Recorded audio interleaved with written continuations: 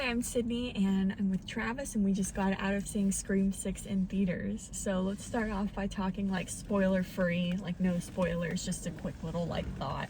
What are your thoughts? Did you like it? I liked it. I didn't love it. Okay. I thought it's worth a watch if you like Scream. It's fun. Is it worth a theater watch? Yeah, I think so. For a movie like that, I think it's really fun in the theater. I think so too, especially if you're a fan of the franchise, then like it's such a unique experience because like I was too young the first three, at least. Even the fourth one I wasn't super like in a phase of my life where I was into them, so the last one and this one are the first ones that I've gotten to have the theater experiences for. Yeah. And which feels kind of rare, so now that I'm like super into it, so Yeah, that's a good point. It's worth a theater watch, I think. Yeah, for franchises that you missed. That you're like invested in it's at fun. this point, so Yeah. overall I think that they do a good job. So like the first three, watching those, I feel, even though at the times that they came out, the second and third one particularly have more of like they're not as good reputation, but as like a fan of the franchise, I like them a lot because I'm invested in the characters and the story arcs and the plots that like are layered. Yeah. Whereas the fourth one that comes up, you're being introduced to all these new characters and then you figure out if they die or what their motives are, and there's like a complete kind of story there. And then the last one, they kind of had to do that all over again. Like fourth one, okay, the fourth one happened. Now we have to reintroduce all these new characters all over again. You mean 2022 Scream? Yeah, last year's Scream. So last year, like, I had a lot of like issues, the motives of the killers. I'm not I'm like learning the characters still. I'm getting their vibes. So like this one, okay, now that we know them, it has more of like a familiar feeling as the original sequels because like they're not having to do a ton of introduction. Every movie is going to be a few new characters, kind of like they said, oh, now we got the new friends or whatever. Yeah. But like overall it was like an easier watch for me compared to the last one because like I know what's going on, if that makes sense. And you like that? I like that, yeah. Okay. Yeah, I agree. It's easier for me to like get invested. Yeah. So it really is like a requel. Yeah. Yeah. Any other thoughts before spoilers? No, I think they know they're good at what they do, and they know what kind of fans want ish, and I think they just deliver on it. They don't go too crazy, and they just do what they're good at, right? Okay. Like I think the film delivers on its promise. Yeah, like it delivers as a Scream film, you mean? Yes, yeah. Yeah. I agree. I'm trying to think of any other non-spoilerly things. Based off the trailers too, you see we got some like continued legacy characters. We have, Hayden Panettiere's in the trailer, like we know she's in the film. So it was great seeing her. So we have those nostalgic things and, the Scream 2022 characters, and then so I don't know. Moving that's on. It. Yeah, let's spoilers. just get into it. Okay, go ahead. Okay, I liked the motives of the killers in this one better than in 2020 Scream 5. Scream 5, that was the biggest plot hole for me, was that it just didn't feel. I don't know, it didn't feel real to me or something. I get that that's like a trope in itself, that like, oh, the fans of the movies or like the copycat killer sort of vibe. And 1, 2, 3, and 4, there were like deeply personal motives. So 5 always kind of felt like out of place and really, really weak. I don't know, that's what I thought initially too for 5, but I grew to like it. Because they're doing this to make the new story, but then they also are, in their plan, they're framing everybody so they get to be the stars of their favorite franchise. Like, that's a huge life-changing experience for them. So in their eyes, it's worth it to murder people. I guess, and in a weird way, it parallels Billy and Stu because they wanted to be like the sole survivors of their murders, in the way that these two want to be like the survivors and the heroes of their story, kind of thing too, I suppose. But the whole like, the whole point of doing this is to Give them something to write. Yeah, give them something to make a movie about. Yeah, I was just give like, them material. That's so stupid. Yeah. But Okay, that's the last movie though. We'll talk about this movie. yeah. But the whole point of that being that the killers of this one are related to Richie. Yeah.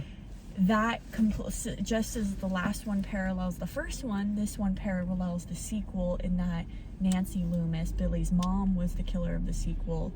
This is the family of Richie or whatever. I was kind of like, is that lazy, or is that like a nice way to just like surprise us? Homages. Because it felt like a surprise still, Mm-hmm. but it was like, I don't know. I can't decide if it's lazy or not. Yeah, no, it feels like a legit motive, but it's like we've seen it before. You know what I mean? But I didn't think it detracted from the movie. I think it was okay. And it's hard too because like, I don't know. I'm trying to think like, it would, as for the writers' jobs to have to develop a motive, it seems really hard because all the old films built off of the old characters, so they're trying to like figure out ways to build motives off of the new characters. So that just felt like a good way to like. It was fine. Yeah, it was fine. It wasn't like amazing, but it He worked. totally called that it was the detective. Like 5 minutes into him being on screen, he was like, "It's him." It's him. Yeah, And I felt it. I totally thought like, yeah, I totally could be him. But then when his daughter died and he was like so emotional, that actually kind of got to me, and I was like, dang, like okay. No, that's what gave it away for me. I was Really? like, yeah, he definitely wanted to. But I thought he killed his daughter. You thought he I killed thought his there was some daughter. other motive. Yeah, I didn't think that she was alive still. That was a good twist. That Okay. got me. Did you think that it was going to be the nerd kid? No, I didn't. Ethan? I didn't see three killers, but I Yeah, mean, I didn't see that. Okay, that's a fun twist. Like, ooh, 3. Yeah. ah!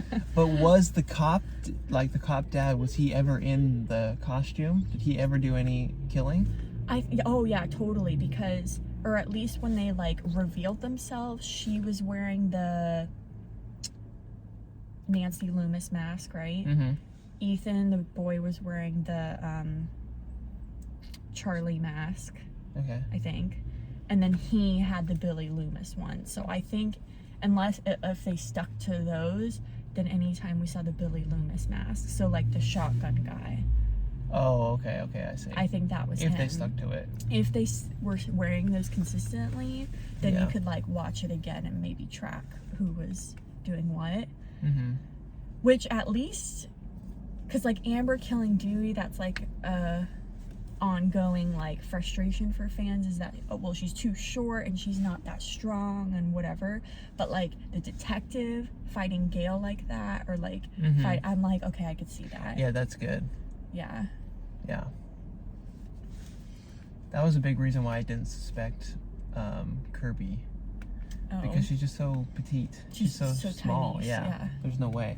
Yeah. Unless she was like the hands-off involved, you know, but I don't think so. Yeah. What did you think about the opening of the how they they kind of flipped it? Okay, I saw that coming.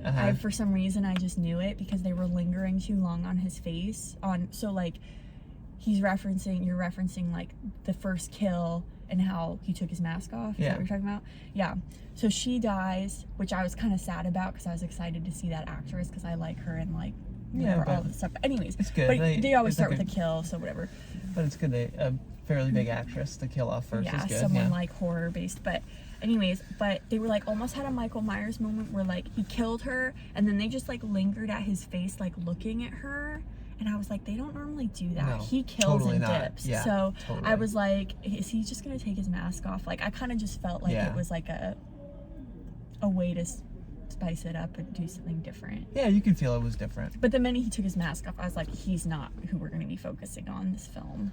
I didn't know if they were gonna like totally change the movie, and it wasn't gonna be about like maybe it was gonna be from the perspective of the killer. You know, I didn't know. That would be crazy. Yeah, I mean, I don't know how fans would react to that, or if it was done really well, it could be interesting. But like the whole thing about the Scream franchise is the whodunit aspect. So if they like took that away from the beginning, it would be a huge gamble. I think it would be like, a huge gamble. And I don't know, because at the end of the day, if we were following the family's motives, it's not that compelling to me of who ended up being the killer. Right. It's like the reveal of it that's the exciting part. So Yeah, I agree. I don't know. But yeah, I didn't know where it was going. No, I didn't see that. Yeah. But I thought it was interesting. And then there was the second killer, like the initial, I guess the red herring killers almost, what you would call them maybe. Those two kids who They were gonna be the killers. Sure. But then the second killer, we just see his dead body. Yeah. His cut off head. Yeah. What else? I think they did a really good job with like tension building sequences. So like in the liquor store, in Gail's house, there was another huge one.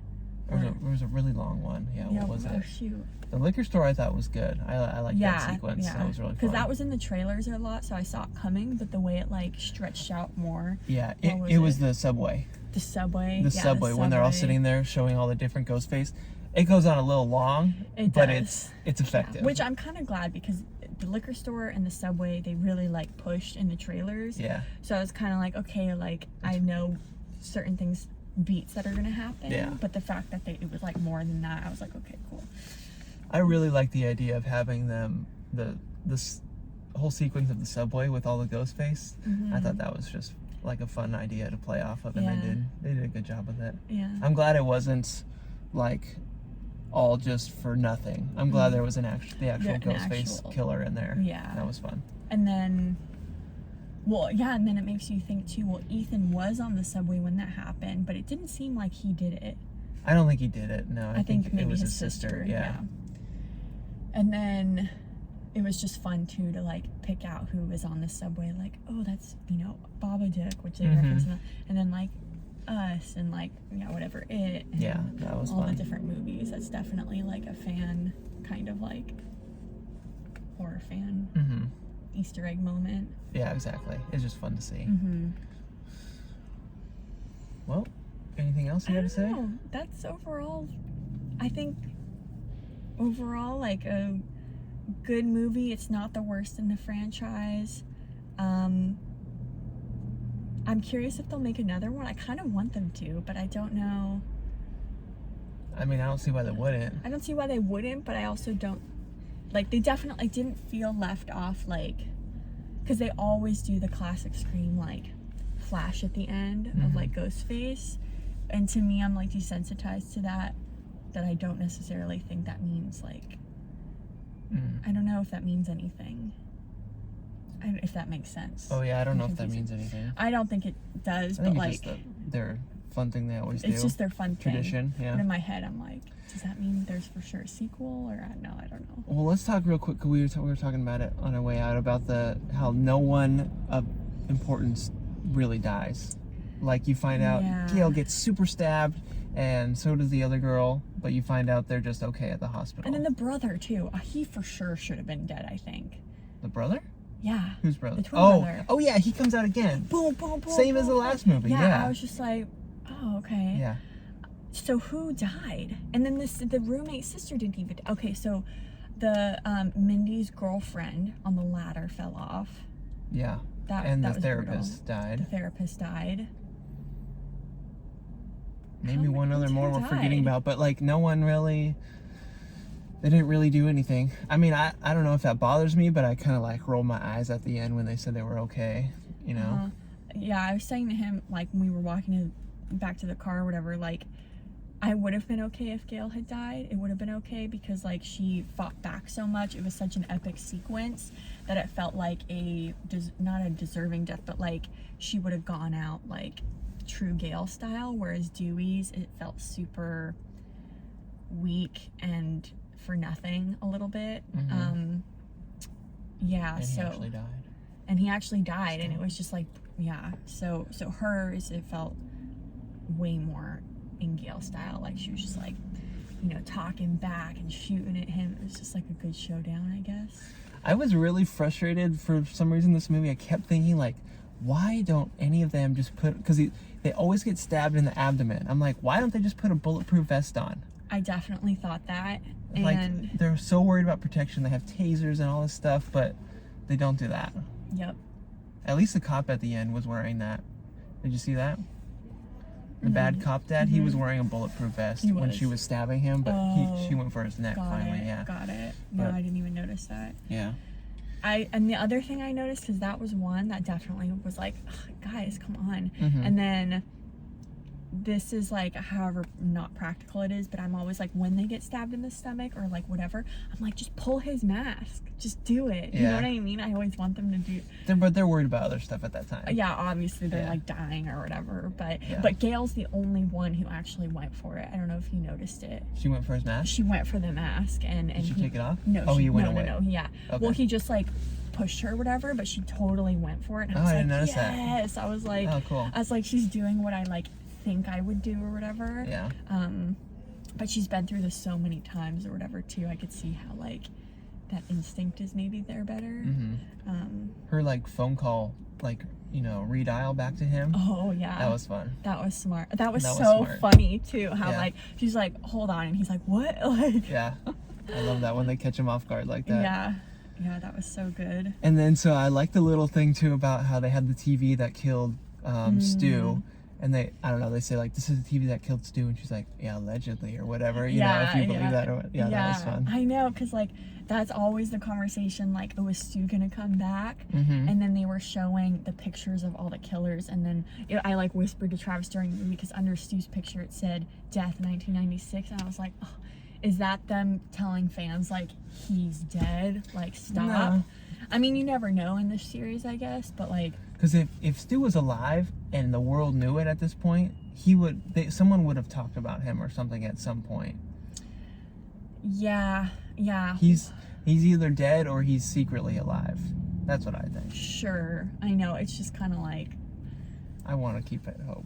I almost feel like it's just never gonna happen. I don't think it will. I don't but think it it's will, fun. which is so devastating. And then what do you think about all the, I don't know, about all the scenes of her just like staring at the mask of her dad, Billy, and looking at the knife, and then at the end she's like, I'm not a killer, but you fucked with us. Yeah. And she kills him anyway. Like, I don't know, what do you think about all that, about her? I think they're trying to add in like deeper layered messaging there about like trauma, how you deal with trauma, like how her versus her sister are dealing with it, Mm-hmm. and then Oh, also yeah. like just mental health stigmas of like, because in horror particularly, like mental health, like are like the villains usually people who struggle with their mental health. They use it as like a Mm-hmm.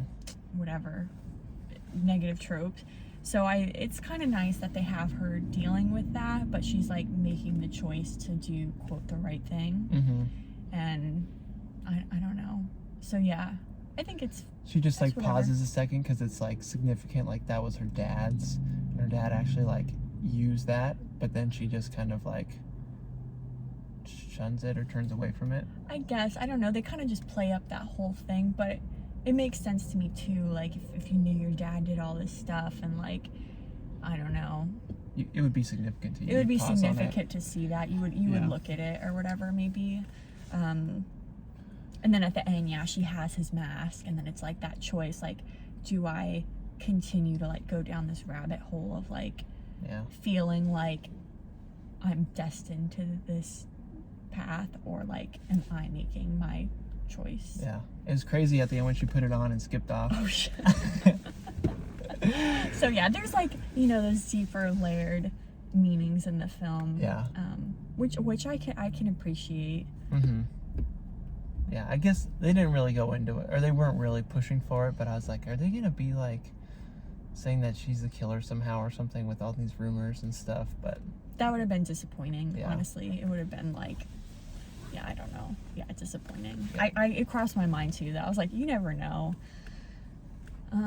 yeah, just a good fun movie again. Like, not amazing. Like, I don't think it requires. I'm not gonna watch it a bunch, but I'll watch it again. Yeah. And just the first watch is the most fun when you don't know who the killer is, and you get to go through all that. So I think they nailed that again, where you're just like, you're guessing and looking for everything, and you're just along for the ride. But then the rewatch, I'm sure, will be a little bit fun too, because you get to see the little details. That, Yeah, you like, can go back and track, like, oh, which one was it, or like Yeah. clues, or even because we just rewatched the Scream 5 last night, and like seeing the killer's reactions to things, like Richie and Amber's to certain moments. Now that you know, it's a fun second watch. And also too, I just think like this movie did a good job of balancing nostalgia versus newness, in that like it was super fun for me to see all those props from the first movie, or from like all the movies, but particularly like I know the first movie so well, so it was so easy to clock like, oh my god, that's Stu's robe, like there's Casey's sweater, there's that, like I don't know, that stuff's super fun. So it feels like they're like honoring the franchise while also pushing it in a new direction. You know? Yeah. So, oh, what did you think about like the nod at the beginning to Sydney not being there?